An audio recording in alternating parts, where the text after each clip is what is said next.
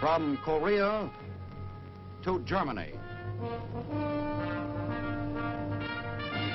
From Alaska to Puerto Rico. All over the world, the men and women of your Army are on the alert to defend our nation, you, the American people, against aggression. This is the big picture.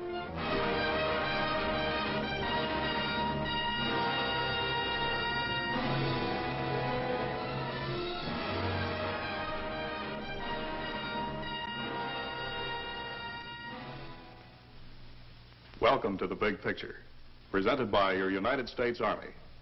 I'm Captain Carl Zimmerman.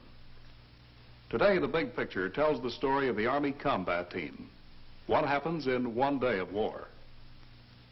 Fighting in Korea, over mountainous country, often in freezing weather, against an enemy far superior in numbers, demanded a new combat technique. Well, today, The Big Picture shows you how the Army met that demand, fighting as a team, using firepower against manpower.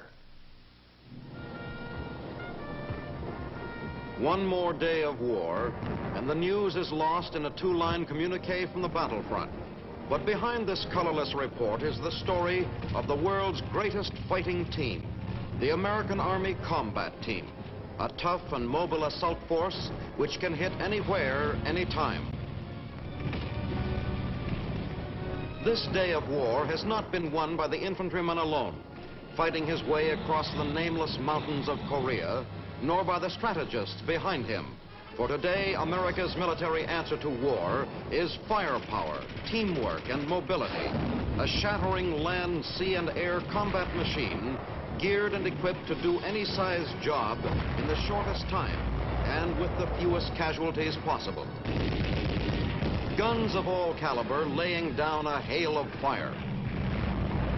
Other armies commit vast manpower resources to battle and rely on man's expendability. The American Army fights a war of firepower instead of manpower.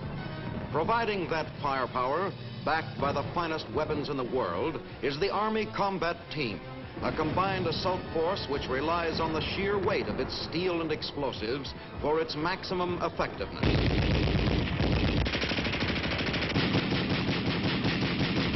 The 8th Army in Korea, called the greatest army the world has ever known, earned that honor fighting the firepower and combat team technique.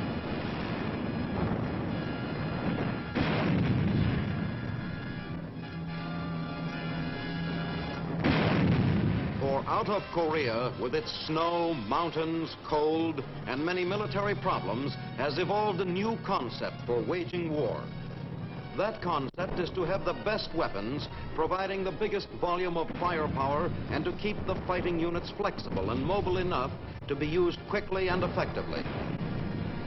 The combined weapons of the United States Army are superior to those of any other army in the world. The M1 Garand rifle, basic weapon of the infantryman. The Browning automatic rifle, ripping off 500 rounds a minute and providing accurate fire against enemy soldiers. Rocket launchers, better known as bazookas, capable of punching a hole through 9 inches of steel and blasting fortifications, gun emplacements, and tanks. Machine guns, the backbone of infantry firepower, light and heavy, able to deliver large volumes of continuous fire. Mortars, workhorse of the front line, ready to lob shells up and over the enemy's defenses. And the miracle weapon of them all, the recoilless rifle, an easy firing weapon packing the punch of an artillery piece. These are the weapons which give the Army command of the battlefield, weapons unequaled in the world for firepower, mobility, and accuracy. And backing the infantrymen and those weapons is the rest of the combat team, tanks, artillery, and planes of the Air Force.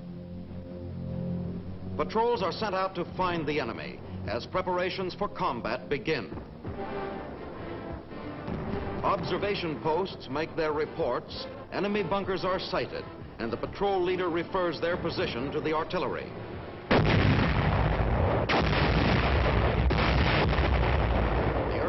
quiet is shattered as salvo after salvo saturates the enemy position. From somewhere in the air, the sound of a lone plane is heard, and the waiting infantrymen on the ground know that a last-minute air reconnaissance is being made. These Army observers take to the air in small aircraft to spot targets for artillery and obtain information about the enemy. Carrying no armament of any kind, these grasshoppers daily penetrate far behind enemy lines, gathering intelligence reports. The attack hour approaches and the combat team readies itself.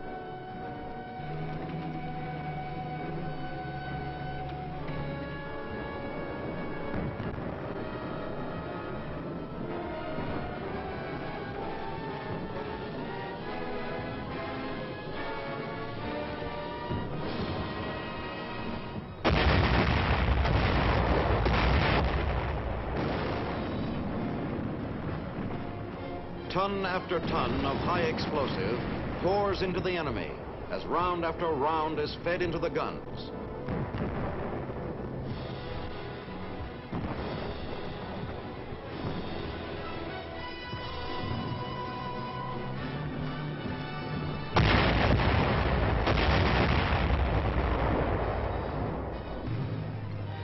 Tank engines roar into action, drowning out the whine of artillery shells overhead, and together the armored infantry unit moves out. The tanks and the infantrymen fight together as a team, making up for each other's shortcomings. Protecting the men on foot, the tanks probe and patrol ahead, ready to defend the team of soldiers at its side.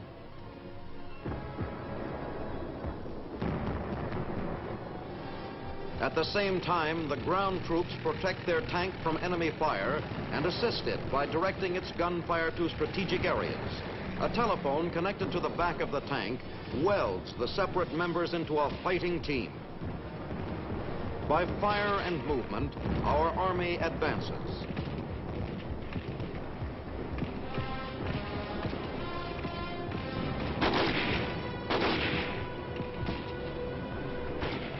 While tanks and machine gun crews lay down a blanket of fire to keep the enemy pinned down, the attacking force pushes forward, killing and routing the enemy and knocking out emplacements.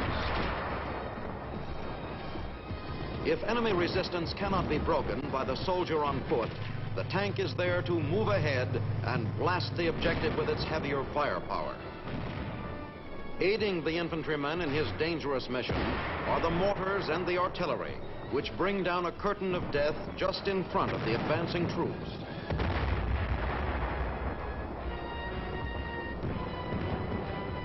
Directed by their own forward observers, the artillery and mortar units inch their fire slowly forward, wiping out opposition from the path of the tanks and the infantry.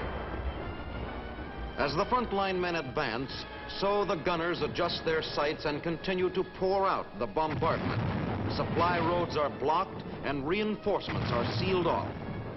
When difficult terrain makes it impossible for our tanks to fulfill their task and the enemy cannot be flushed from his positions, teamwork in combat again answers the emergency.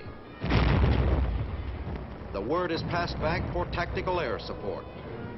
Awaiting their call to action are the F-51s and jets, which carry the firepower technique into the air and support the ground forces with pinpoint bombing. Integrated with the ground tank infantry artillery team, these planes add to the combined firepower. They are armed with 6 50 caliber machine guns and 10 5-inch rockets.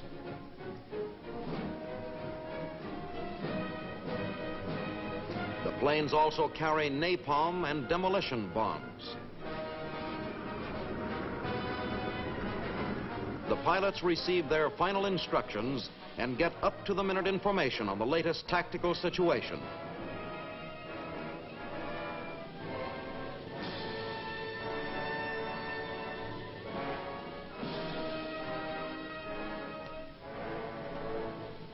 Then the pilots join the combat team.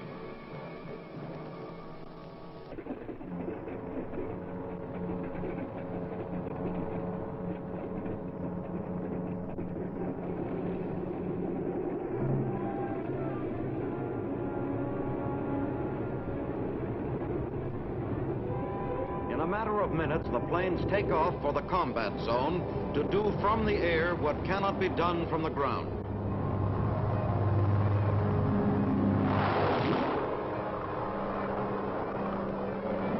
Mustang fighters, veterans of World War II, are still preferred for cover by ground forces because they can remain over the lines longer than the faster jets. With speed and accuracy, they dive on the target, strafing the enemy, bombing and burning him out.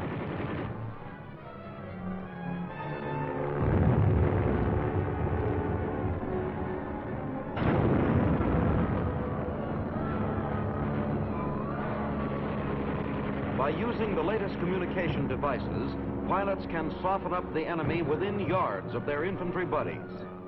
One of these devices is the air-ground liaison team.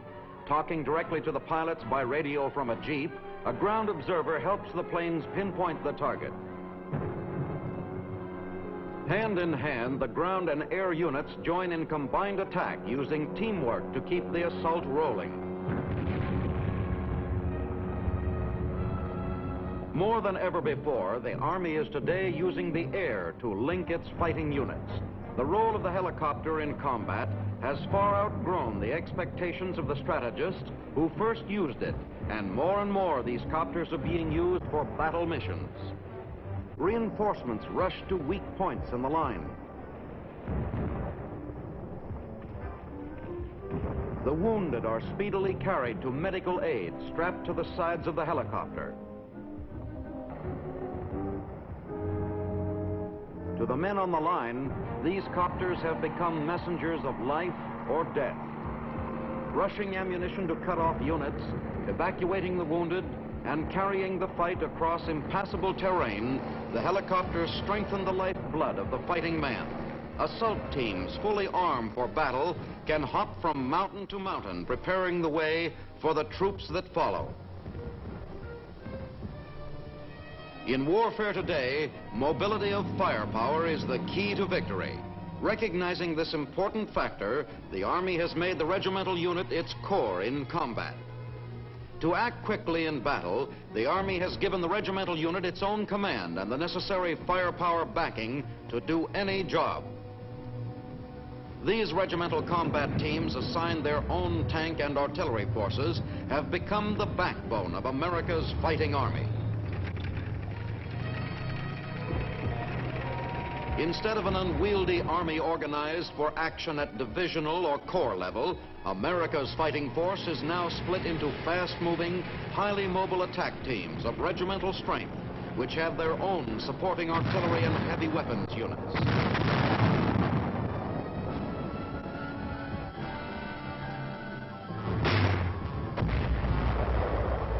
In General Ridgway's own words, the new tactical trend is this: we are not interested in real estate. We are interested only in inflicting maximum casualties on the enemy with minimum losses to ourselves. To do this, we must wage a war of maneuver, slashing at the enemy when he withdraws and fighting delaying actions when he attacks. Doing this job is the Armored Task Force team. It's a technical job taking all the resources of science and industry to meet its demands. Observation of the enemy is no longer a soldier looking through field glasses. It's a mathematical process run by soldier scientists. Delicate instruments which see the flash of enemy guns and give their location in terms of a compass reading, making it a matter of seconds before an artillery gun pounds the target into silence. Or microphones used as listening posts.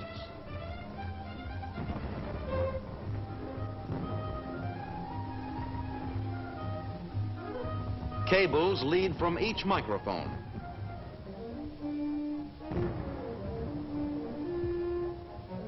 And the press of a button gives the Army a battery of ears.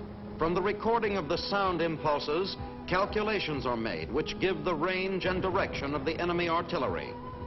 And in the world of weather, the radio sonde, an instrument which continuously transmits humidity and pressure readings, is carried aloft by hydrogen-filled balloons. Technicians on the ground listen in to the weather above and forecasts are made.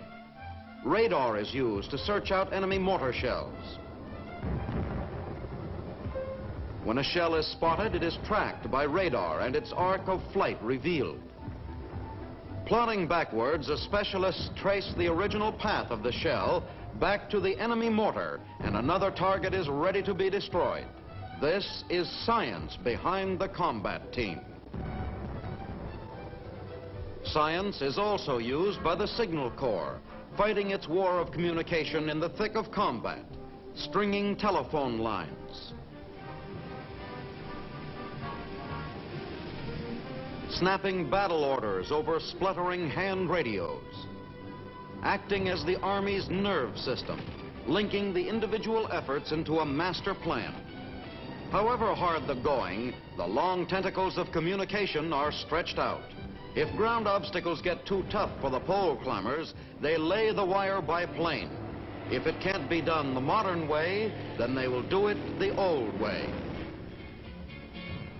Sturdy, sure-footed mules often replace the jeep in the rugged country of Korea. Using everything they can, Signal Corps linemen get the job done. Communication with forward areas not yet linked by permanent lines is effectively established by the use of the pigeon service. In unique situations, pigeons are used on infantry and tank patrols into enemy territory when radio silence must be maintained or when foot messengers would be exposed to heavy enemy fire. Forward command posts also use pigeon carriers to send messages back to Corps headquarters.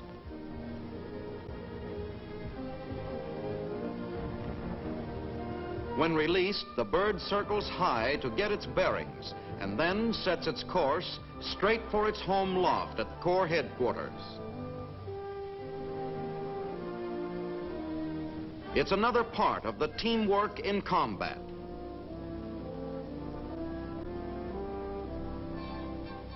The information gets through and a new fire mission begins.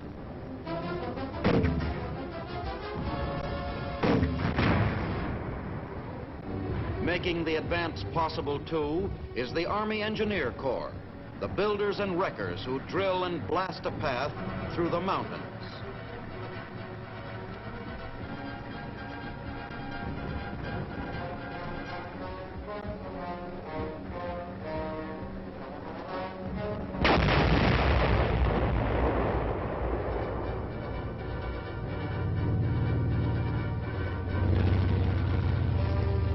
Repairing roads and bridges.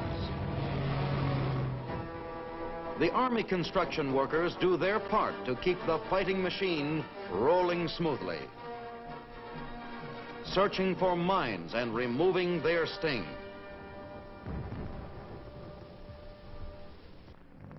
Combat engineers must devise field expedients like the construction of this aerial tramway to conquer the mountains of Korea.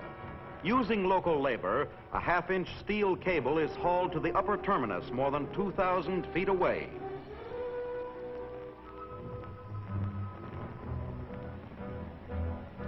At the hilltop, deep holes are drilled into solid rock to provide firm anchorage for the tracked cable.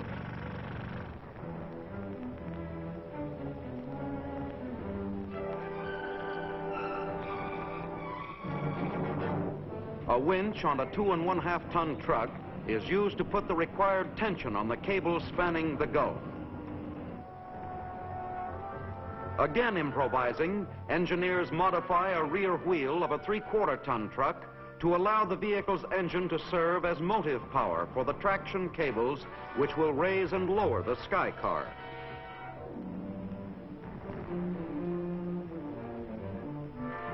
Test runs are carried out and communication is established between the terminals. Then, supplies are loaded on the tramway for the first trip along its 2,000-foot cable up to the 500-foot summit. By such methods as these, the transportation time for a difficult journey is reduced from hours to a smooth glide of several minutes. The engineers fulfill another vital function. Further strengthening the combat team, the Army has its airborne assault force, a rugged fighting unit in itself, equipped with artillery and heavy weapons. Held in the rear for special assignments, it can hurtle from out of the sky a complete regiment fully armed for combat. Before the paratroopers join the battle, there is equipment to be checked and prepared for the drop. Chutes must be examined and folded with precision. Artillery and other heavy weapons must be lashed to their landing boards. Huge C-119 transports wait to take on their cargo. The equipment they carry is heavy and space counts. Special rollers make it easy to load the heavy equipment onto the waiting planes.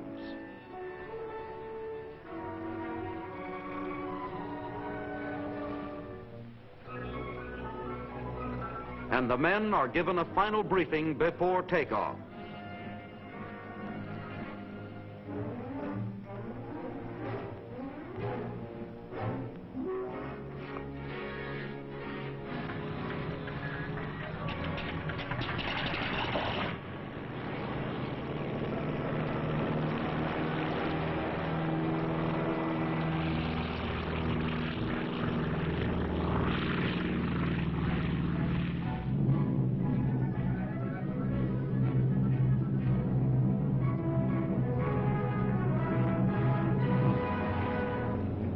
A light flashes from the pilot signaling the drop zone has been reached, and one by one the men hit the silk, followed by their weapons.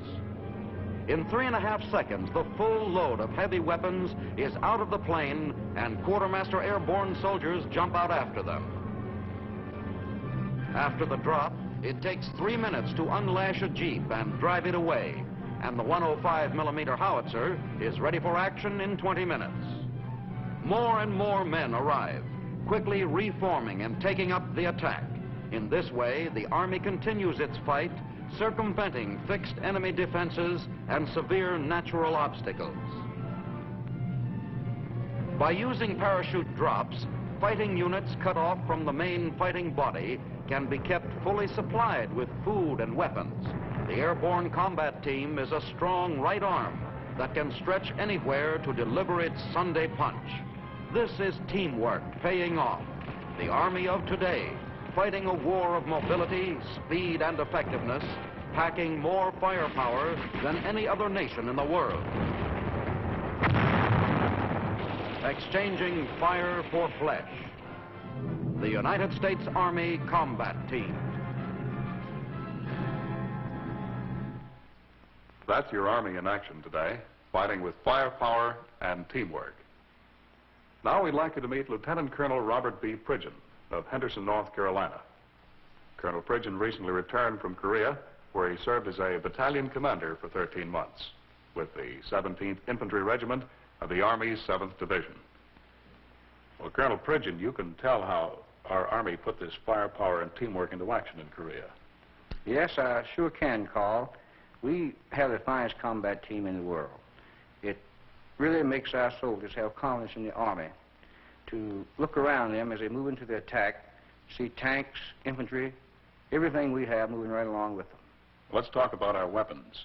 How did ours compare with the enemy's? Well, our weapons are far superior to anything that the enemy has thrown at us to date. They are faster, they're more easily operated, more easily transportable, portable, more mobile. In fact, our weapons are far superior to any that the enemy has used. Army Aviation over there in Korea, this helicopter and the small plane, they were part of the combat team too, weren't they? Well, yes, the helicopter has really a step in the right direction, I think.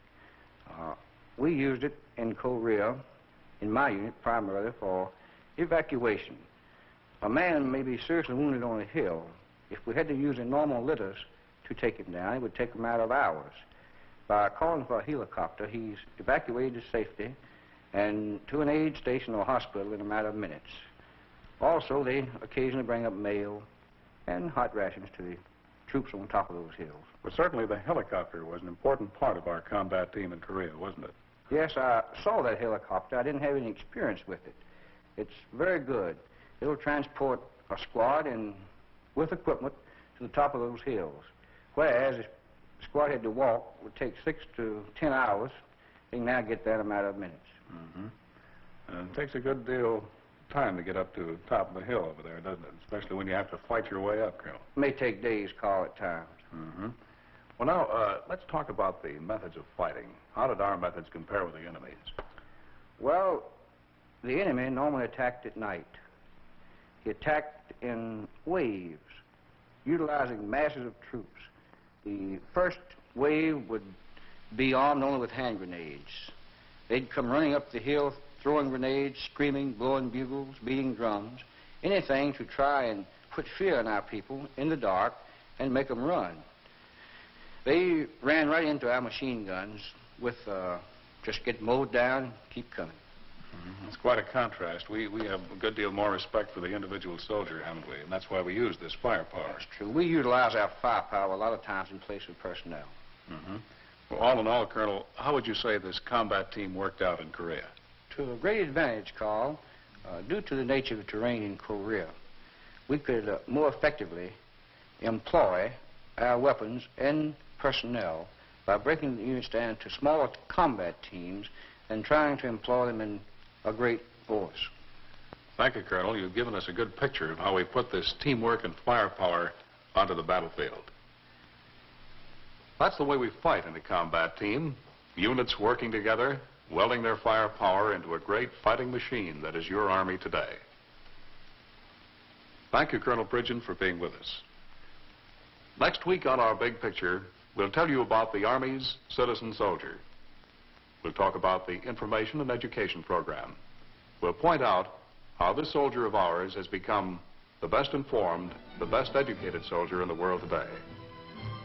This is Captain Carl Zimmerman inviting you to be with us then.